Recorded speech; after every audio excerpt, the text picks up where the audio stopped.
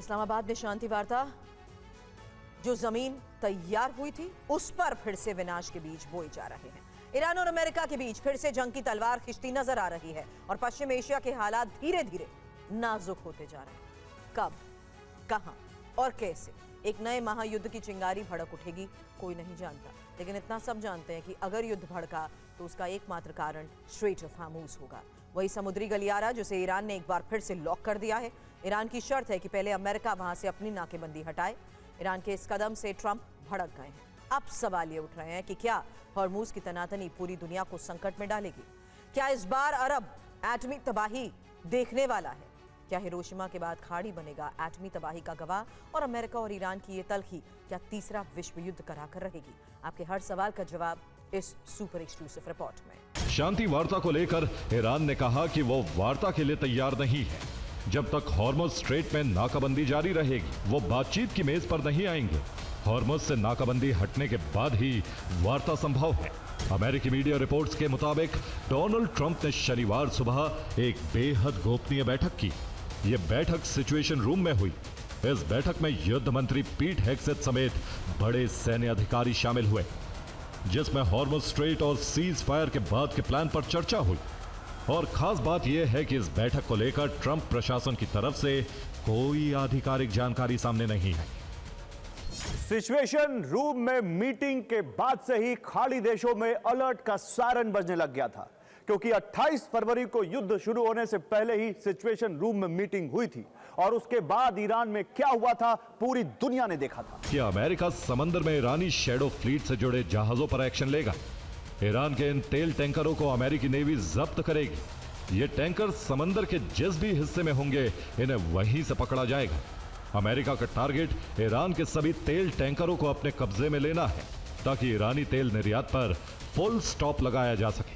तब केवल आसमान से बंकर बस्टर बम बरसाए गए थे, अब जमीन पर उतरने की तैयारी है।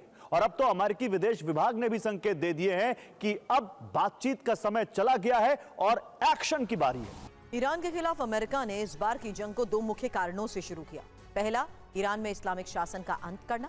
दूसरा, ईरान के न्यूक्लियर प्रोग्राम को रोकना। लेकिन अमेरिकी राष्ट्रपति ट्रंप इन दोनों में से अभी तक कोई भी टारगेट पूरा नहीं कर पाए। ऊपर से हॉर्मूज वाली मुसीबत उनके गले में पड़ चुकी है। हॉर्मूज पर ट्रंप की दाल गलती हुई नहीं दिख रही, लिहाजा वो अपना फोकस ईरान के परमाणु कार्यक्रम को रोकने पर शिफ्ट कर रहे हैं। ट्रंप का टारगेट ईरान के संवर्धित यूरेनियम को वहां से बाहर निकालना है, लेकिन एक सैटेलाइट तस्वीर ने उनके पूरे प्लान को चौपट करके रख दिया। उस सैटेलाइट तस्वीर से पता चला कि जिस जगह ईरान का यूरेनियम है, वहां अमेरिकी सैनिक तो छोड़िए, ट्रंप के वो बंकर बस्टर बॉम्ब भी नहीं पहुंच सकते जो कई फीट गहराई तक तबाही मचाने का दावा करते हैं। आखिर कहां है ईरान का यूरेनियम और वहां पहुंचना क्या सच में अमेरिका के लिए असंभव है? इस रिपोर्ट में देखिए। इस सैटेलाइट तस्वीर में पिकैक्स माउंटेन की टनल के एंट्रेंस पर नया कंक्रीट कंस्ट्रक्शन दिखाई देता है। साथ ही उनकी सुरंगों की सुरक्षा के लिए नई और मजबूत दीवारें नजर आती हैं। इसके अलावा ऊपर से मिट्टी डालकर पूरे स्ट्रक्चर को छिपाने की कोशिश की गई है। खबर है कि अमेरिका और इजराइल के हमलों के बाद भी पिकैक्स माउंटेन में निर्माण का काम तेजी से चलता रहा है, जिससे साफ है कि यह साइट बेहद अहम है और इसे हर हाल में सक्रिय रखा जा रहा है। ऊपर से सिर्फ पत्थर और मिट्टी का ढेर लगता है, लेकिन इसके अंदर क्या है, ये दुनिया की सबसे बड़ी पहेली बन चुका है। तमाम कोशिशों के बाद भी अमेरिका जैसे देश इस पहाड़ तक पहुंचने का रास्ता नहीं खोज पा रहा। ये सीक्रेट साइट ठोस ग्रेनाइट चट्टानों के नीचे बनी है, जो किसी प्राकृतिक कवच की तरह काम करती है। ये ग्रेनाइट कवच अमेरिका और इजराइल के हमलों को विफल करने के लिए काफी है। अमेरिका का बंकर बस्टर बम 60 मीटर तक की गहराई तक ही असरदार है, जबकि ईरान की यह साइट पिकैक्स माउंटेन में 300 फीट की गहराई में बनी है। यानी अमेरिकी एयर स्ट्राइक की सूरत में भी यह साइट पूरी तरह सुरक्षित रहेगी। ऊंचे और दुर्गम पहाड़ों के बीच होने की वजह से इसे ट्रैक करना भी बेहद मुश्किल है। यही कारण है कि अंतर्राष्ट्रीय परमाणु एजेंसी तक को इस साइट तक एक्सेस नहीं मिल पाया है। यह साइट ईरान के नतांज परमाणु केंद्र के पास है, तेहरान से करीब 300 किलोमीटर दूर।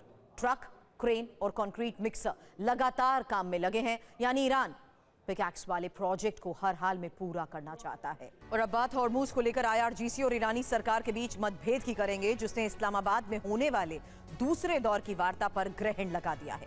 शुक्रवार को लेबनान में सीज फायर के बाद ईरान के विदेश मंत्री ने सोशल मीडिया पर हॉर्मुज खोले जाने की जानकारी दी, लेकिन ठीक 24 घंटे के अंदर उनकी इस घोषणा को IRGC ने पलट दिया। हॉर्मुज में जहाजों की एंट्री पर रोक लगा दी, साफ कर दिया कि हॉर्मुज खोलने का फैसला सेना करेगी, ना कि सत्ता। ऐसे में सवाल उठने लगे कि क्या ईरान में सेना और सरकार के बीच सब कुछ ठीक है? क्या है पूरा मामला, इस खास रिपोर्ट से समझिए, जिसमें अब्बास अराक्ची ने लिखा है, लेबनान में संघर्ष विराम के बाद स्ट्रेट ऑफ हॉर्मुज से सभी कमर्शियल जहाजों के गुजरने का मार्ग संघर्ष विराम की शेष अवधि के लिए पूरी तरह से खोल दिया गया। You gave me clearance. You gave me clearance to go. You gave me clearance to go. My name second on your list. You gave me clearance to go. You are fighting now. Let me turn back. The relationship between Iran and India is very, very strong, and we hope that it will be okay and it will solve. साफ हो गया कि अमेरिकी नाकाबंदी जारी रहने के बीच Hormuz strait खोलने का फैसला IRGC को पसंद नहीं आया। ईरान इंटरनेशनल की खबर के मुताबिक IRGC ने विदेश मंत्री अराक्ची की सोशल मीडिया पोस्ट पर भी नाराजगी जताई। IRGC ने इस सोशल मीडिया पोस्ट को पूरी तरह से गलत और अधूरा माना, जिसके बाद IRGC ने स्पष्ट किया कि समुद्री रास्तों पर क्या होगा इसका फैसला विदेश मंत्रालय नहीं बल्कि आर्म्ड फोर्सेस करेंगे। रिपोर्ट के मुताबिक अब IRGC ने कड़े निर्देश दिए हैं कि भविष्य में कोई भी सिविलियन ऑफिशियल सुरक्षा और रणनीतिक मामलों पर इस तरह की सार्वजनिक घोषणा नहीं करेगा। IRGC ने विदेश मंत्री की इस पोस्ट को अपनी हार की तरह देखा।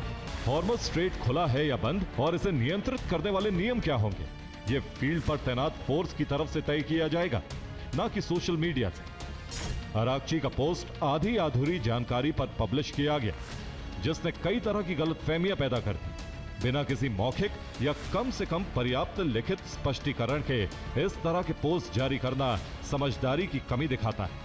बात करते हैं पाकिस्तान की। उस पाकिस्तान की जो ईरान और अमेरिका के बीच मध्यस्थता का दावा कर रहा है, लेकिन उसकी कोशिश जमीन पर उतरती नहीं दिख रही। उल्टा समंदर में बवाल होता दिख रहा है। और इसी पाकिस्तान को लेकर खासकर वहां के army chief field marshal Asim Munir को लेकर अमेरिका के रक्षा विशेषज्ञ बहुत बड़ी चेतावनी दे रहे हैं।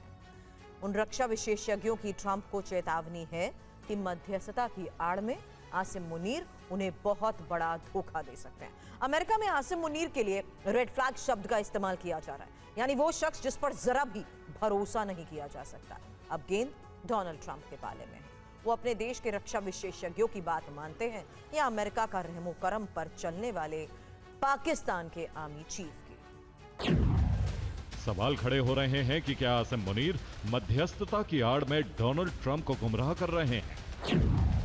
क्या पाकिस्तान की सरकार और सेना अमेरिका के साथ डबल गेम खेल रही है? क्या आसिम मुनीर डोनाल्ड ट्रंप को धोखा देने वाले हैं? अमेरिकी मीडिया रिपोर्ट्स के मुताबिक आसिम मुनीर के ईरान से काफी गहरे और पुराने रिश्ते हैं। जब वो मिलिट्री इंटेलिजेंस के प्रमुख थे, तब उनके ईरान की सेना और वहां की खुफिया एजेंसियों से काफी करीबी संबंध थे। यहां तक कि IRGC के बड़े अधिकारियों तक भी उनकी सीधी पहुंच बताई जाती। रिपोर्ट्स में दावा है कि उनके संबंध IRGC के पूर्व कमांडर कासिम सुलेमानी और हुसैन सलामी के साथ भी रहे। आसिम मुनीर अमेरिका के लिए रेड फ्लैग। उनके मुताबिक ऐसे व्यक्ति पर भरोसा करना जिसके रिश्ते दुश्मन के खेमे से जुड़े हों, एक बड़ा जोखिम। उन्होंने पाकिस्तान की भूमिका को दुर्भावनापूर्ण बताया और याद दिलाया कि कैसे अब्दुल कादर खान के नेटवर्क ने ईरान के परमाणु कार्यक्रम को मजबूत किया। एशिया में मिसाइल वॉर का काउंटडाउन शुरू हो चुका है। एक तरफ चीन तो दूसरी तरफ जापान। ताइवान में जापानी जंगी जहाज देख आग बबूला चीन और आग बबूला हो गया है। जवाब में उसने आसमान में लड़ाकू ड्रोन उतार दिए। चीन की आक्रामकता के खिलाफ ही ताइवान स्ट्रेट में इस वक्त बड़ी घेरेबंदी शुरू हो चुकी है और एशिया में अपनी मजबूत मौजूदगी दिखाने के लिए अमेरिका और फिलीपींस के बीच कल से वॉर एक्सरसाइज शुरू हो रही है। माना तो ये जा रहा है कि अमेरिका इस एक्सरसाइज के जरिए इलाके का चौधरी बनने की कोशिश कर रहा है, चीन को संदेश देने की कोशिश कर रहा है। कैसे, इस रिपोर्ट में। महायुद्ध का नया फ्रंट, ताइवान स्ट्रेट में जंगी संकट।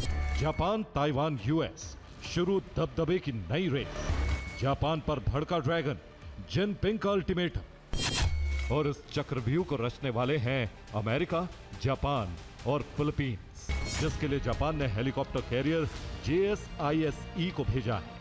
साथ ही JS इकाजुची डिस्ट्रॉयर को भी भेजा है। जापान का ये डिस्ट्रॉयर ताइवान स्ट्रेट से होकर गुजरा, जिससे बीजिंग में मौजूद शी जिनपिंग बौखला गए हैं। चीन ने यहां मौजूद अपनी नेवी को हाई अलर्ट पर डाल दिया है। जापान को सही रास्ते पर लौट जाना चाहिए। वो सैन्यवादी सोच से पूरी तरह से नाता तोड़ ले और वन चाइना नीति का पालन करे।